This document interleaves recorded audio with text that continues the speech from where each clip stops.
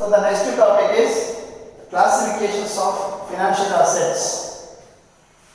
Before that, we know about what is financial asset and what is known as physical asset. There is a difference between the financial assets and the physical assets. Physical assets. Financial assets means the assets which are used for production, consumption and the creation of assets, which is known as financial asset. Financial asset, it is used for production, consumption and the creation of further production, which is known as financial asset. Example, the listed companies of equity shares. Listed companies of equity shares or shares of the listed companies. So you can get any amount of income in the form of dividend. So it is known as financial asset. In case of physical assets, it is not used for reproduction or it is not for production and it is not for further creation of asset. It is only used for the consumption. It is only used for consumption, not for any other creations or any other productive purposes, which is known as physical asset. For example, land and building, silver, gold. These are the examples for physical assets. These assets cannot produce anything or these assets cannot be created for anything, but it can be used for only the consumption. So that is why this is known as physical asset. So there is a difference between the financial asset and physical asset. Financial asset is used for production, consumption and creation for further production, further creation. In case of physical assets, it is only for the consumption, not used for production and for the creation of further assets. Example for physical assets, land and building, silver and gold. In case of financial asset, the shares of the listed companies. Now we come to the classification of financial assets.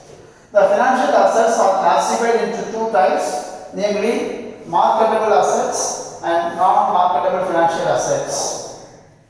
Marketable assets, the name itself indicates the assets which can be easily transferred from one person to other person without much difficulties or without any obstacle. Such assets are called marketable financial assets. Marketable financial assets are which can be easily transferred from one person to other person without much difficulties, without any obstacles. Such assets are called marketable financial assets. Example, the shares of the listed companies, then government securities and public sector units bonds. The shares of the listed companies, securities of the government and the bonds of the public sector units. These are all easily transferred from one person to other person. That is why these assets are called as marketable financial assets. Second one, non-marketable financial assets. Those assets which cannot be easily transferred from one person to other person, such assets are called as non-marketable financial assets. Example, bank deposit, provident fund, pension fund, national savings certificate. That's all. Then the bank deposit, pension funds and provident fund, then national savings certificates. These are some of the examples for the non-financial assets. Non-financial asset means, non-marketable financial asset means the assets which cannot be transferred from one person to other person. Such assets are called non-marketable assets. So with the end of this, the unit number 4, that is chapter number 4, that is the financial market. Financial market, page number 23 to 26.